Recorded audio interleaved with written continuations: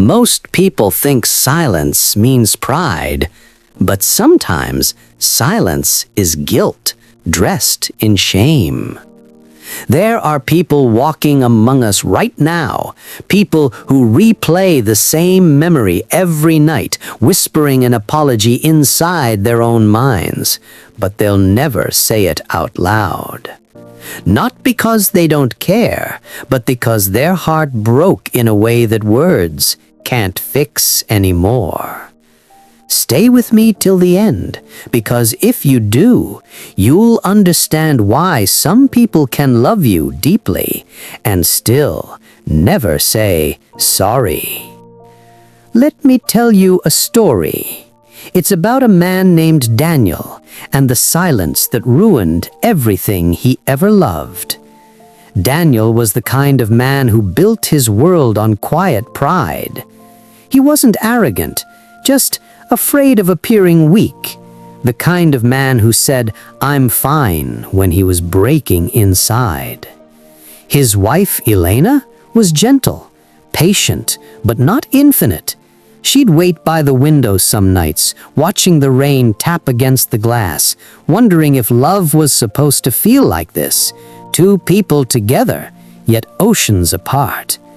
They used to laugh together. Now they counted each other's words. One night, the silence finally broke. An argument, not about something big, just a forgotten promise. But pain doesn't need a reason, it just needs a crack. She said, "You never listen." He said, "You always overthink." And in that moment, two souls that once danced together became strangers, holding on to their own egos like weapons. He saw the tears. He wanted to reach out, but his pride whispered, "Not yet." And her heart answered, "Too late." People think saying sorry is easy, but for some, it feels like standing naked before the truth, exposed, fragile, and small. Daniel wasn't heartless. Every morning after the fight, he'd wake up and see her side of the bed empty, a hollow reminder of the moment he could have spoken, but didn't. He'd pour his coffee and whisper under his breath, "I'm sorry," but the walls never answered back. He wanted to call her, but every time his hand reached for the phone, something inside him said, she should call first. It's strange how pride sounds like strength, but feels like fear. You see, when people can't say sorry, it's rarely because they feel nothing. It's because they feel too much. They're drowning in guilt, but their ego is the last thing keeping them afloat. To admit they were wrong would mean tearing down the image they built of themselves, the image that says, "I'm in control, I'm good, I'm right." So they keep silent, and silence, my friend, is the slowest form of self-punishment. Weeks turned into months.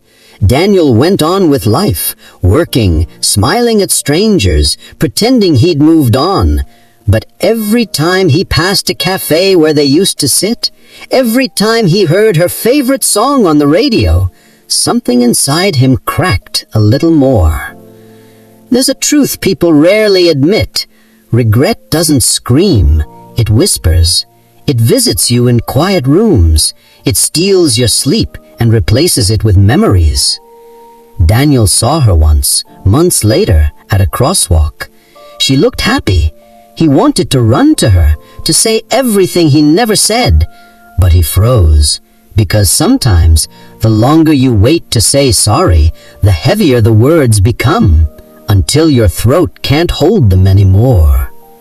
He just watched her walk away, and in that moment, he realized something that would haunt him for the rest of his life. You can lose people not because you stopped loving them, but because you loved them silently. Years later, Daniel sat alone in a small apartment. A few old photos on the wall, a kettle whistling in the background. He had aged, not badly, but you could see the weight of unsaid words in the lines around his eyes. One evening, he found an old letter Elena had written but never sent. It said, "I waited for you to say something, anything, but silence is the loudest rejection of all. I forgive you. I just wish you had forgiven yourself enough to say you were sorry." He read it again and again, and for the first time, Daniel cried. Not the kind of tears that ask for pity, but the kind that finally tell the truth. He whispered, "I was sorry every day." And maybe that's what most of us never understand. Some apologies live in people's hearts. They just never make it past the mouth, because guilt turns into shame, and shame turns into silence. So if someone hurt you and never said sorry, maybe it's not because they didn't feel it. Maybe it's because they felt it too deeply to face it. Some people were raised to see apologies as surrender. Some confuse "I'm sorry" with "I'm weak." And some just don't know how to speak the language of regret without breaking down completely. But here's the truth.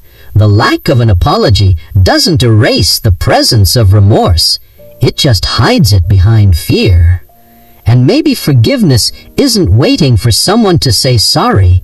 Maybe it's understanding why they couldn't. If this story opens something inside you, don't subscribe for more videos. Subscribe because you seek truth, the kind that doesn't shout, but heals in silence. And if there's someone you wish had said sorry, maybe tonight let your heart say it for both of you.